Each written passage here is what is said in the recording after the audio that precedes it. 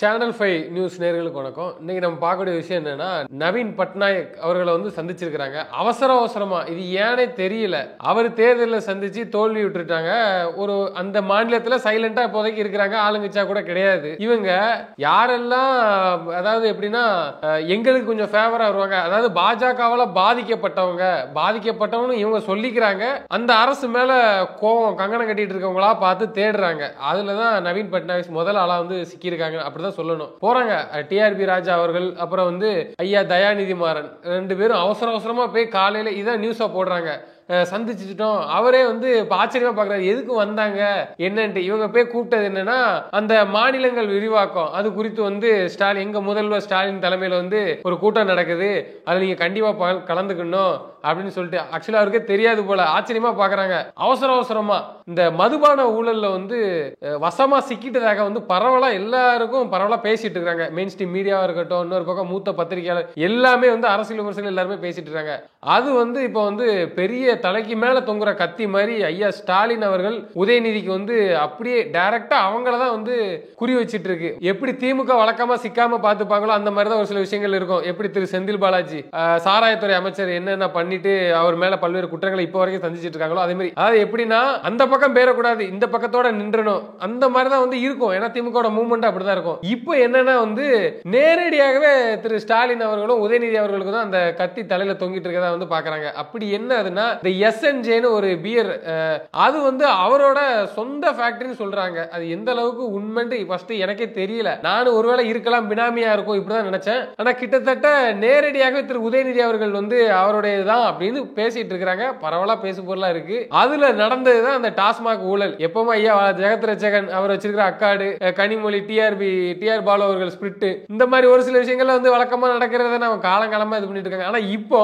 நேராவே அந்த எஸ்என்ஜே விவகாரத்துல இடி தரப்பு மிகவும் ஸ்ட்ராங்காகவும் வசமா கிடுக்குபடியா பிடிச்சிருக்காங்க. ஏன்னா அதுல அடிச்சுதான். இது எப்படி அப்படின்னு கேட்டீங்கன்னா, ஒரு பக்கம் டெல்லியில அரவிந்த் கெஜ்ரிவால் எப்படி மதுபான முறைகேடுல மாட்டினாரோ, இப்ப அதே மாதிரி திமுக முதல்வர் ஸ்டாலின் அவர்கள் 26க்கு தான் செக் வச்சிட்டு இருக்காங்க. கண்டிப்பா இதுல சிக்கன தப்பவே முடியாது. ஈடியும் அந்த மாதிரி தான் கட்டம் கட்டிட்டு இருக்குன்னு பரவலா எல்லாம் பேசிட்டு இருக்காங்க. அதே நேரத்துல தப்பு இல்லைன்னா எப்பவும் வழக்கமா எல்லாரும் தானே ஈடி அனுப்புனா என்ன, சோதனை போட்டா என்ன, எங்க மேல தப்பு இல்லைன்னா குற்றம் நிரூபிக்கலாம். அரவிந்த் கெஜ்ரிவாலையே அவங்களே ஒரு கட்டத்துல எப்படி அதாவது ஒட்டுமொத்த அகில இந்தியாவே என்ன நினைச்சாங்கன்னா, ஒரு நல்ல முதல்வர் இந்த தொடப்பஞ்சினத்துல போட்டி போடும் போதெல்லாம் தமிழ்நாடு அளவுல அவங்களாம் ஓட்டு கேட்டு அகில இந்திய அளவுல வேட்பாளர் நிப்பாட்டாங்க. அதெல்லாம் நம்ம பார்த்திருப்போம். மறக்க முடியாத ஒரு விஷயம். ஒரு நேர்மையான ஆளுப்பா டெல்லியில அவ்வளவு ஒரு நேர்மையான ஆள் இருக்காங்க. என்னதான் காங்கிரஸ் பிஜேபி இருந்தாலும் ஒரு மாற்றாக அவர் இருக்கிறான்னு சொல்லி பரவலா பேசிட்டு இப்ப அவங்களே வசமா சிக்கினாங்க. அதாவது டெல்லி தேர்தல், இப்ப சமீப நடந்த தேர்தலில் மிகப்பெரிய ஒரு தோல்வி. அது எது ஒரு மக்கள் மத்தியில ஒரு கசப்பான ஒரு அழுக்கு மாதிரி படிஞ்சதுன்னா அந்த மதுபான முறைகேடு தான். அதுல இவங்க தரப்பு சொல்றாங்க அப்படி இல்ல வைக்கணும் வழக்கமாக பேசுறதான் பேசுறாங்க. ஆனா அது சிக்கினது உண்மை தான். இப்ப வரைக்கும் அந்த தேர்தல் ரிசல்ட்டே மக்கள் கொடுத்துட்டாங்க. இதே கான்செப்ட் பிஜேபி கையில எடுக்கும் தமிழ்நாட்டில் திரு ஸ்டாலின் அவருக்கு எதிராக அப்படின்னு சொல்லி இந்த பத்திரிகையாளர் அப்புறம் ஊடகவியாளர்கள் எல்லாம் பரவலா பேசிட்டு இருக்காங்க. அவங்க எதை எடுத்தாலும் குற்றமுள்ள நெஞ்சு குறுகுறுக்கும் அப்படிங்கிற மாதிரி தான் சில சம்பவங்கள் நடந்துட்டு இருக்கு. அவசரமா போய் பார்க்கறது, அதாவது எப்படின்னா பிஜேபி மேல வன்மமா இருக்கக்கூடிய முதல்வர்களை ஃபுல்லா போய் பார்க்க வேண்டியது, பார்த்துட்டு திடீர்னு தமிழ்நாட்டுக்கு கூப்பிட வேண்டியது. இந்த எப்படி ஒரு டிராமா போட்டாங்க அனைத்து கட்சி கூட்டம்னு சொல்லிட்டு, அது எதுக்கு போட்டாங்கன்னு இப்போ வரைக்கும் அது தெரியல. அதான் ஒரு பெரிய கேள்விக்குறி. எதுக்கு தான் போட்டாங்கன்னு இப்போ வரைக்கும் தெரியல. அத சில பேர் அசம்பிளி, தமிழ்நாடு அசம்பிளி அங்கேயே கூப்பிட்டுருக்காங்களா, போயிரும் அப்படின்லாம் போனாங்க. புதுசா கட்சி ஆரம்பிச்சவங்க எல்லாரும் என்னதான் ஒரு இது பண்ணுமே நம்ம பேர் வரட்டுமா அப்படின்னு வாண்டடா போனாங்க. ஏன் இதை சொல்றோம்னா, ஒரு அங்கீகரிக்கப்பட்ட கட்சின்னு சொல்லிட்டு ஒருத்தர் அசம்பிளி, அதாவது தமிழ்நாடு தலைமைச் செயலர் வாசல்ல போராடிட்டு இருந்தார், என்னைய கூப்பிடலன்ட்டு. அதெல்லாம் பார்க்கும்போது என்ன தெரிஞ்சதுன்னா, போனாங்க வழக்கமா எல்லாம் பேசுற மாதிரி பேசினாங்க. தமிழ்நாட்டு ஓட்டை வாங்குறதுக்கு எந்த மாதிரி பேசினா ஓட்டு வாங்க முடியும். ஏன்னா அங்க இந்தியெல்லாம் எதிர்த்து அப்படி இப்படின்னு எதையாவது சொல்லணும்ல பாஜக எதிர்ப்பா. அதே மாதிரி பிரஸ் மீட்லயும் கொடுத்தாங்க. புசி ஆனந்த் கொடுத்ததெல்லாம் நம்ம பார்த்துருப்போம். எங்களுக்கு மொத்தம் உள்ள 534 போதும், அவரே ஒத்துக்கிட்டாரு, எங்களுக்கு அதே போதும். அது எந்த நிலைப்பாடுன்னு இப்போ வரைக்கும் எனக்கு தெரியல. ஒருவேளை கூடும் பட்சத்திலே அதை இப்படிதான் எதிர்பாரானு எனக்கு தெரியல. சரி, அது ஒரு பக்கம் இருக்கட்டு. அந்த மாதிரி ஏன் இப்போ இவ்வளவு பெரிய ஒரு பரபரப்புன்ட்டு எல்லாரும் உற்று நோக்க ஆரம்பிச்சிருக்கிறாங்க. ஒரு பக்கம் பார்லிமெண்ட்ல நடக்கிற விவகாரம், எங்களுக்கு மும்மொழி அதை பிடிச்சிக்கிட்டு இப்போ வரைக்கும் சண்டை போட்டுட்டு இருக்கிறாங்க. இன்னொரு பக்கம் திமுக சேர்ந்தவர்கள் திரட்டுறாங்க, ஆள் சப்போர்ட் திரட்டுறாங்க. ஏதாவது முதல்வர், அதாவது பிஜேபி பிடிக்காத மாநிலத்தில் உள்ள முதல்வர்லாம் எங்க வாங்கன்னு எல்லா பக்கம் இப்போ ஆள் பிடிச்சிட்டு இருக்காங்க. அதுல முதல் கட்டமாக ஐயா நவீன் பட்நாயக் அவர்கள் தான் வந்து முதல்ல வந்து சிக்கியிருக்காங்கன்னு தான் சொல்ல முடியும். ஏன்னா அவருக்கே என்னன்னு தெரியல, எதுக்கு வந்தாங்க, என்ன கூடுவாங்க. இதுக்கு முன்ன வீட்டில் ஒரு அழைப்பு விடுவாங்க மாநில முதல்வரா, இந்த மாதிரி ஒரு முறையான ஒரு கடிதம் போகும். அதாவது டிஆர் பாலு அவர்கள் வந்து கொண்டு போய் கொடுப்பாங்க. ஏன்னா அவர் தானே டெல்லி பிரதிநிதி, போய் கொண்டு கொடுத்து அதான் மெயின் ஸ்ட்ரீம் மீடியால முதல்ல வரும், இந்த மாதிரி சந்தித்தா டிஆர் பாலு அவர்கள் அழைப்பு விட்டுருக்கான்னு சொல்லிட்டு இப்படிதான் வரும். இப்ப என்னன்னா அங்க பார்லிமெண்ட்ல உட்காந்துருக்கிறவங்களே இங்க இருந்து ஒரு பிரதிநிதி டிஆர்பி ராஜா அவர்கள் மட்டும், அவர் அப்பா வரலன்னு நினைக்கிறேன், பாலு அவர்கள் வரல, அவசரமா என்னன்னு தெரியல, அவரே வாசல்ல போய் வர இருக்கிறாரு. எதுக்கு வந்தாங்க என்னங்கிற மாதிரி தான் இருந்துச்சு. இது எதுக்கு இந்த இப்படியான வேலைகளை செய்யறாங்கன்னு தெரியல. ஒருவேளை ஆதரவு திரட்டுறதுக்கு பாக்குறாங்களா என்னமோ. எப்படி டெல்லியில இது கிட்டத்தட்ட டெல்லி ஃபார்மேட் தான் இப்ப நடந்துட்டு இருக்கு. இந்த 26 தேர்தல் வரதுக்கு முன்னக்கூட்டியே பல பேர் பேசிட்டு இருக்காங்க, கூட்டணி விஷயத்துல வந்து எப்படி அமையும், ஒரு பல சவாலாக இருக்கும், திமுகக்கே இது மிகப்பெரிய சவாலா இருக்கும், திமுக கூட்டணி உடையாட்டா இது வந்து அப்படியே வந்து வெற்றி திமுக தான் அப்படின்னு பல பேர் பேசிட்டு இருக்காங்க. நேத்து கூட திரு முதல்வர் ஸ்டாலின் அவர்கள் மேடையில கூட பல பேர் பேசுனதை பார்த்திருப்போம். அது முக்கியமா பேசுற ஒரு ஆளெல்லாம் பார்த்திருப்போம். அது ஒரு பக்கம் இருக்கட்டு.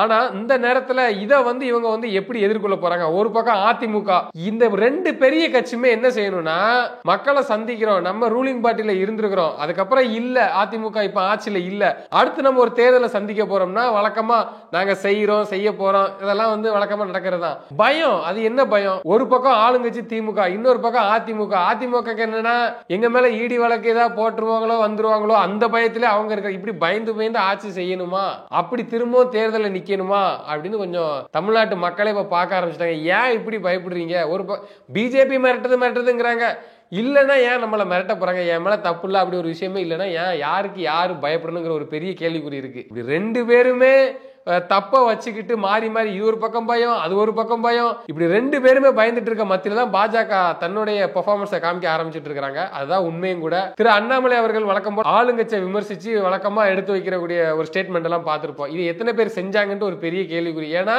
அவர் தொடர்ச்சியா நேரடியா அட்டாக் பண்றது வந்து என்னன்னா, ஆளுங்கட்சி திமுக செய்யக்கூடிய ஊழல் பட்டியல் தான் வந்து நச்சுன்னு வெளியிடுவாரு, ஆதாரத்தோட தான் வெளியிடுவாப்புல. அதுதான் வந்து இதுல ஒரு பெரிய ஹைலைட். இதை மித்த எதிர்கட்சிகள் பண்ணுதான்னு கேட்டா பண்ணல. அதிமுக ஏன் பண்ணலன்னு எல்லாத்துக்குமே தெரியும். ஏதோ ஒரு அழுத்தம் மேபி இருக்கலாம், ரைட் விடுங்க.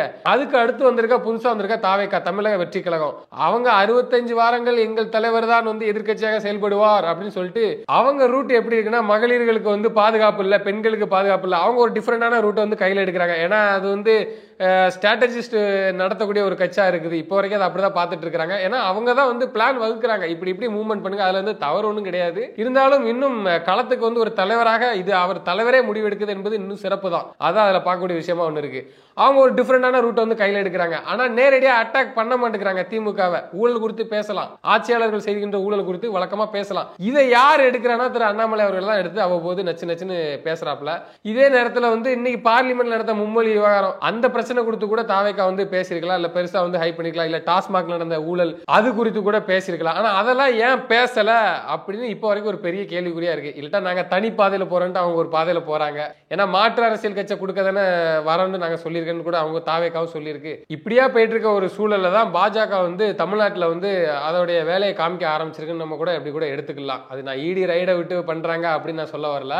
அப்படியே இருந்தாலும் ஏன் தவறு இல்லைன்னா ஏன் பயப்படணும், அதான ஒண்ணு. அது பாஜக சார்ந்தவர்கள் பக்கம் ஈடி விட்டாலும் சரி, ஏன் காங்கிரஸ் செய்யல அந்த விஷயத்த, நம்ம அப்படி கூட அதை பார்க்க வேண்டாம். ஏன்னா அவங்களுக்கு ஒரு பெரிய பிளஸ் தான், அவங்க மேல தப்பு இருக்கு, மாட்டிக்கிட்டாங்க. 26ல இந்த அளவுக்கு வந்து ஒரு கிடுக்குப்பிடியா வந்து பிடிப்பாங்கன்னு யாருமே எதிர்பார்க்கல. அதை வந்து மறைக்கிறதுக்கும் மழுப்படிக்கிறதுக்கும் பார்லிமெண்ட்ல ஒரு வார்த்தையை நீங்க விட்டுட்டு வர்றதுக்கும், அது குறித்து தர்மேந்திர பிரதான் அவர்கள் வந்து எதிர்த்து பேசினதுக்காகவும் எந்த அளவுக்கு வந்து அதை மடைமாத்து செயலா வந்து செய்யணும்னு நினைக்கிறத திமுக வந்து கச்சிதம் செஞ்சுட்டு இருக்கு. ஆனா அதுவும் அவ்வப்போதுல வந்து கை கொடுக்கலங்கிறதா ஒரு உண்மையும் கூட. இன்னும் வரக்கூடிய நாட்கள்ல தெரிய வரும் எந்த அளவுக்கு வந்து அது டெல்லி ஃபார்மேட்ல தான் இருக்கு. திரு ஸ்டாலின் அவர்களும் உதயநிதி அவர்கள் மேலேயும் நேரடியாக அந்த வழக்கு போவதற்கான வாய்ப்பு இருக்கு அப்படிங்கிறது தெரிய வரும். திரு செந்தில் பாலாஜி அவர்கள் சாராயத்துறை அமைச்சர்கள் சொல்ல வேண்டாம், அவர் மேல என்ன குற்றம் இருக்கு, இப்போ வரைக்கும் அதை எப்படி சந்திச்சிட்டு இருக்காருன்னு. அவர் ஃபர்ஸ்ட் அதிமுக இருந்தாரு, திமுக, அதான் முதல்ல திமுக அரசியல் தொடங்குறதுக்கு முன்னாடியே ஃபர்ஸ்ட் திமுக, அப்புறம் அதிமுக, அப்புறம் வந்து அமமுக, அப்படிலாம் வந்து கடைசி இப்ப திமுக.